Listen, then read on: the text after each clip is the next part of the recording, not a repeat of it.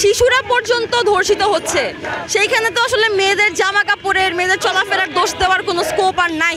ওনা সঠিকভাবে পড়া নিয়ে একজন নারীকে হেনস্থা করা হলো। হাসিনা সরকার হচ্ছে মৃত্যুদণ্ড ঘোষণা করে, কিন্তু লাভের লাভ তো কিছু হয় নাই। আমরা ধর্ষণ ও নিপীড়নের বিরুদ্ধে বাংলাদেশ প্ল্যাটফর্ম থেকে যখন স্বরাষ্ট্র মন্ত্রণালয় অভিমুখে পদযাত্রা করি, ওই দিনই আমরা 9 দফা ঘোষণা করি এবং ওই 9 দফা আমাদের এখনো চলছে। অসুস্থ করে ফেলার মতো ঘটনা, এই ধরনের ঘটনাগুলো তো আসলে কেউ যদি মানুষ হয় তাকে না নাড়ানোর কোনো কারণ নাই আসলে। তো এই যে ঘটনা যেখানে আসলে শিশুরা পর্যন্ত ধর্ষিত হচ্ছে, সেইখানে তো আসলে মেয়েদের জামা কাপড়ের, মেয়েদের চলাফেরার দোষ দেওয়ার কোনো স্কোপ আর নাই।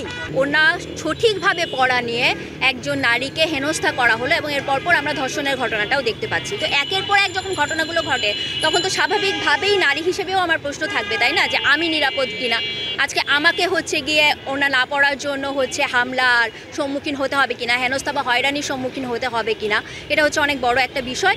আর ধর্ষণের যে ঘটনা, সেটা শুধুমাত্র ধর্ষণ না, যে কোনো দেখুন ছোট ছোট হয়রানির বিষয় বা টিচিংয়ের বিষয়, এই সমস্ত বিষয়গুলো নিয়ে যখন দৃষ্টান্তমূলক শাস্তি হবে তখন আসলে ধর্ষণ নিয়ে ধর্ষণ করার আগেও 100 বার ভাববে।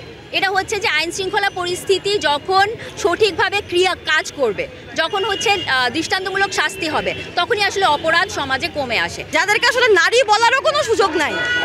আপনারা যদি ডাক্তারের বর্ণনাটা কি ভয়াবহ। এর আগে দিনাজপুরে শিশু ইয়াসমিনের সাথেও সেম ঘটনা আমরা দেখেছিলাম, তার সাথেও একইভাবে তাকে ব্লেড দিয়ে তার কাটা হয় একইভাবে। তো এই যে ঘটনাগুলো, এই ঘটনাগুলো আসলে বন্ধ কি মৃত্যুদণ্ড দিয়ে সম্ভব? আমার মনে হয় না, কারণ 2020-এর পরেও তো 2020-এ ধর্ষণ বিরোধী আন্দোলনেও আমি ছিলাম শাহবাগে, এবং তার থেকেও হাসিনা সরকার হচ্ছে মৃত্যুদণ্ড ঘোষণা করে, কিন্তু লাভের লাভ তো কিছু হয় নাই। তার মানে আসলে মৃত্যুদণ্ডের উপরে আমি একজন নারী হিসাবে ভরসা রাখতে পারছি না।